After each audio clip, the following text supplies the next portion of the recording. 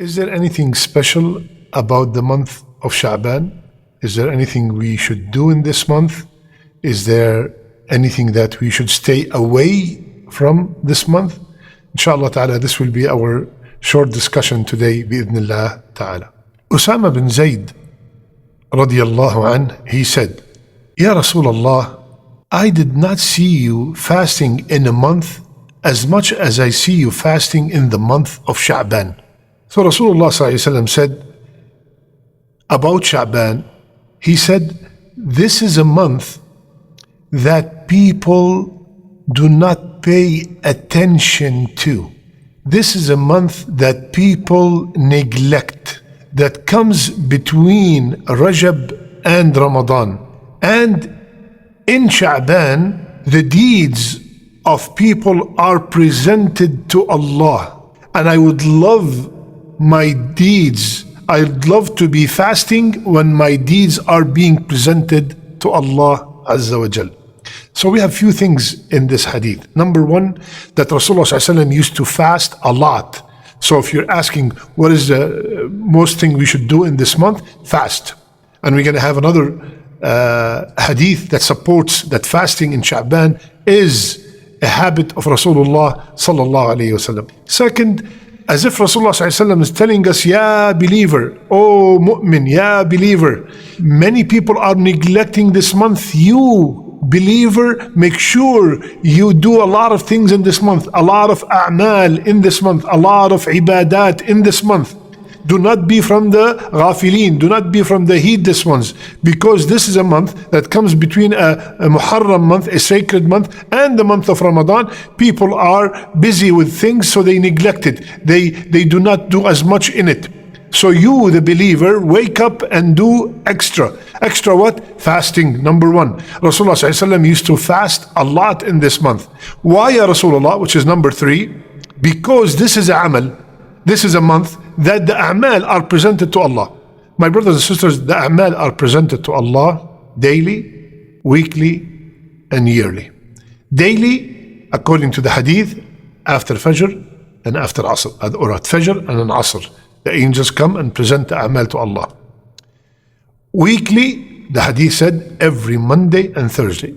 Today is Thursday, and tonight my a'mal and your a'mal are presented to Allah Azza wa Jal. That's why, again, that's why we fast Monday and Thursday. And yearly, in the month of Sha'ban, the whole year of a'mal, the a'mal that were not, or the sins that were not forgiven daily, the sins that were not forgiven weekly, this is the time they will be presented to Allah, and we beg Allah to forgive all these sins.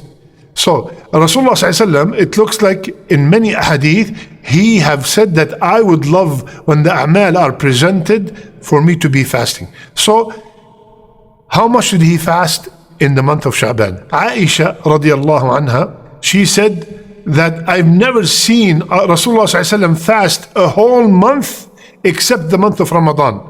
And I did not see him fasting in any month more than in the month of Sha'ban. Hadith is in Bukhari. So he fasted a lot in the month of Sha'ban. In another narration, it was said that Rasulullah ﷺ has fasted all of it. All of it. Here, all of it, because we know that according to this hadith, Rasulullah ﷺ never fasted the whole month except Ramadan. So all of it that means most of it. Most of that month, Rasulullah ﷺ fasted. So let's make an intention. Let's make a promise that, Ya Allah, I inshallah, if you kept me alive to witness the month of Sha'ban, I am going to fast Monday and Thursday, 3 more days, for extra fast than I usually do. Okay?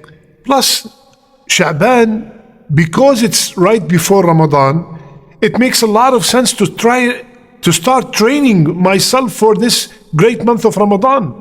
If I go to Ramadan without any fasting, prior fasting since 11 months, if I go to Ramadan, I have not touched the Quran in 11 months, if I go to Ramadan and I've not performed Qiyam for 11 months, I'm going to be overwhelmed. And that's why many people, the first week, they get exhausted, tired, and they stop or they cut down. So I'm going to be different. I will start training myself, just like if I have a marathon, just like if I have a major test, I prepare myself. I don't go to the test without any preparation, just studying one night before.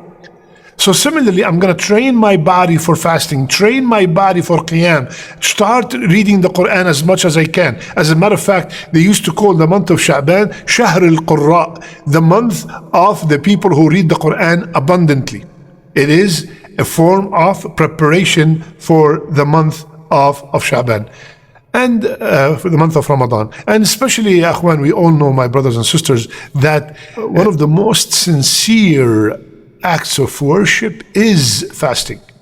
I might see you pray, I might see you just came back from Hajj, I might see you donate, but if I look at you, I have no clue if you're fasting or not. And especially in the days where fasting is not an obligation. Any fasting out of Ramadan is not an obligation unless you are making up the fast of Ramadan. So now fasting in Shaban is more rewarding because you don't have to fast. It's not a must. And you're still doing it to get close to Allah Azza wa Jal. So it's more rewarding, it's more sincere. Nobody knows that you're fasting. Nobody goes around and say, oh, do you know that I'm fasting today? Or I'm so tired. Why are you tired? Oh, because I'm fasting. Nobody does that. We're supposed to hide our ibadat as much as we can. Now, a very common question in this month. Is there anything special about the 15th of Shaban? Now, many scholars, the majority of scholars said that most, if not all, the ahadith about the virtues of that night are either weak or fabricated. They said that there's no sahih hadith about the virtue of the night of the 15th night of Shaban. Some scholars have made just one hadith sahih or hasan, and that is the hadith that Rasulullah sallallahu alaihi wasallam, narrated by Abu Musa al-Ash'ari, Allah looks down on the night of the 15th of Shaban and forgive all his creation except two people, the mushrik and the one who have enmity towards other Muslims. Some scholars said that this hadith is hasan, but we all know that Allah descends every single night in the last third of the night. That is every night, not only in the night of Shaban, in a way that befits His Majesty. And He asked, who wants to be forgiven so I can forgive him? So, assuming that this hadith is authentic, we have to make sure that before that night comes, we are clean. We have mended our relationships with the people that are close to us. What does that mean? Do not get into the middle of Shaban and you have enmity towards the people that are close to you, and towards any other Muslim. You might have a problem with someone, just for the sake of Allah, just for the sake to be forgiven on that night. Assalamu alaikum wa rahmatullahi wa barakatuh. May Allah bless me and you and give us the ability to witness the month of Ramadan. Allahumma ballighna Ramadan. You don't have to become best friends, but at least you have shown, you are the one who started the salam, and you send that message and you showed that person, I have no enmity towards you. I'm doing it for the sake of Allah. Maybe that person does not even deserve a salam, but for the sake of Allah, we are ready to give up anything. Okay, so the majority of the ulama said that there are no authentic hadith about that virtue of the 15th of Shaban, and some said that only this hadith. So there are no special qiyam on that night. That's for sure. No special qiyam on that night. There's no special fasting on that day. Some people single out the 15th of Shaban to fast.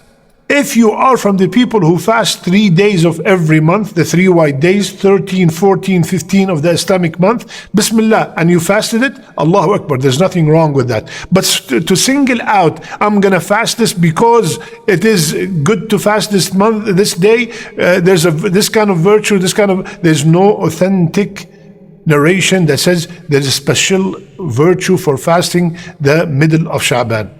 Again, I repeat, if you are from the people who usually fast, Bismillah, go ahead and fast. There's nothing wrong with that. Many people, again, these are now the don'ts, start distributing food on that night, distributing sweets on that night, specifically, and they call them certain names and stuff. There's nothing authentic in the Sunnah that we have to distribute food on that night. There's nothing in the Sunnah that says that on that night all our future is decreed. That is mentioned in the Laylatul Qadr, not on this night. That's the majority of the scholars. So, my brothers and sisters, let's welcome the month of Shaban with the plan that we are going to do as much as we can so we can be ready for the month of Ramadan. Remember what we said last time about Rajab? Rajab is the month of planting, Shaban is the month of watering, and Ramadan is the month of harvest. So let's water everything we did in Rajab. Let's start our a'mal, acts of worship in Shaban with the hope that they will stay and strengthen our iman and our acts of worship in Ramadan. Start it now in Shaban bi'idhnillah ta'ala, hoping that Allah subhanahu wa ta'ala will accept from all of us.